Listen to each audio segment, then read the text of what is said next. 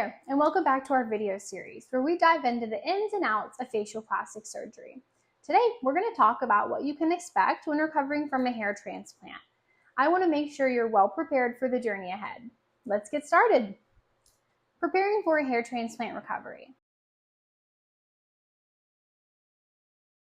All right, let's kick things off with what you can expect right after your hair transplant. The initial healing phase. Expect some redness and swelling in the transplant area for the first few days. It's all a part of the process, like as a sunburn that fades over time.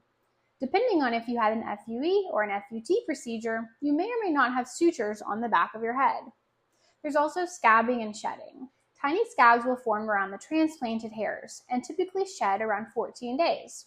Don't worry, this is completely normal. It's also common for some hairs to come off with the scabs. But don't worry, because the actual follicle is already implanted in your scalp and should have its blood supply by this point.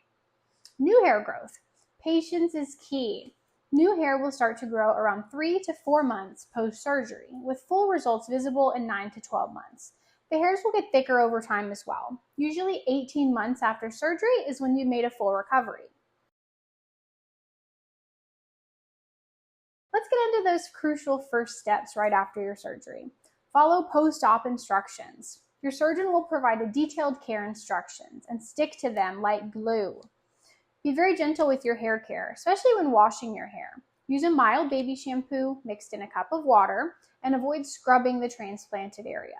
Around 2 weeks post-op, you'll be able to resume your normal hair washing habits. Do not wear a hat or put any hair products in your hair. You'll also want to protect your scalp.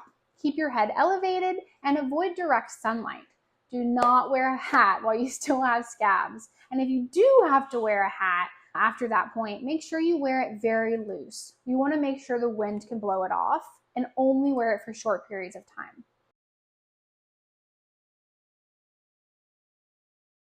Managing discomfort is easier than you might think. You'll have pain medication and take your prescribed pain medications as directed by your surgeon. They're designed to keep you comfortable. Pushing through the pain can actually raise your blood pressure and push out the grafts before they are healed and ready. Cold compresses. So you can apply ice to your forehead or over your eyes to help reduce swelling. Just be careful not to place ice directly on the transplanted area. Rest and relaxation. Take it easy and rest. Your body heals faster when you're relaxed and not stressed. Understanding the normal recovery signs can ease your worries. Swelling. Swelling typically peaks around day 2 or 3 and should start to subside by the end of the first week. Swelling is most common on the forehead and eyes. The shedding phase. The transplanted hairs will shed around 2 to 3 weeks after the procedure. Don't panic, this is a normal part of the growth cycle. Long-term growth. New hair growth usually begins around 3 to 4 months, with the most noticeable changes by the 6-month mark. Here's your guide to getting back on your feet. The initial rest period. Take it easy for the first 2 to 3 days. Avoid any strenuous activities. You'll want to avoid any physical activities like heavy lifting and vigorous exercise for at least 4 weeks to prevent strain to the transplanted area. And protect your scalp. Avoid activities that could impact your scalp, like contact sports, for at least a month. If you have to wear a helmet of any kind, first get the go-ahead from your surgeon, and we recommend to wear a bandana underneath to help protect your new follicles from friction that can damage them.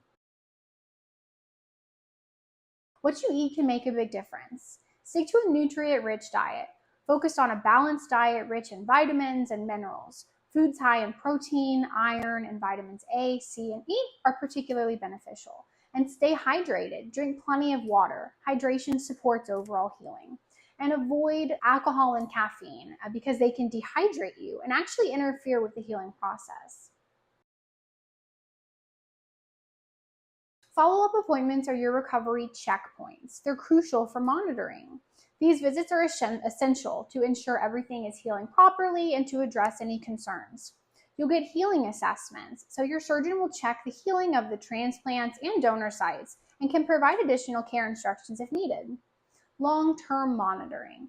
Regular follow-ups over the first year help track hair growth and ensure the best possible outcome. Know when to seek help for infection symptoms. So watch for signs of infection such as excessive redness, swelling, pus, or fever. Contact your surgeon immediately if these occur. Excessive bleeding. Some bleeding is normal, but if you experience significant or prolonged bleeding from the transplant site, seek medical attention. And severe pain. Persistent pain that isn't relieved by medication should be reported to your surgeon. Patience is key with hair transplants. There are gradual results. So initial shedding occurs within the first few weeks, with new growth starting around 3 to 4 months post-surgery. Full results typically take 9 to 12 months. Use gentle shampoos and avoid harsh hair treatments to protect your new hair growth. And keeping a healthy lifestyle. Maintain a healthy diet, manage stress, and avoid smoking to support long-term hair health and maintain transplant results. And there you have it, a comprehensive guide to recovering from a hair transplant. Remember, every recovery journey is unique, so always follow your surgeon's advice and be patient and trust the process. Thanks for watching.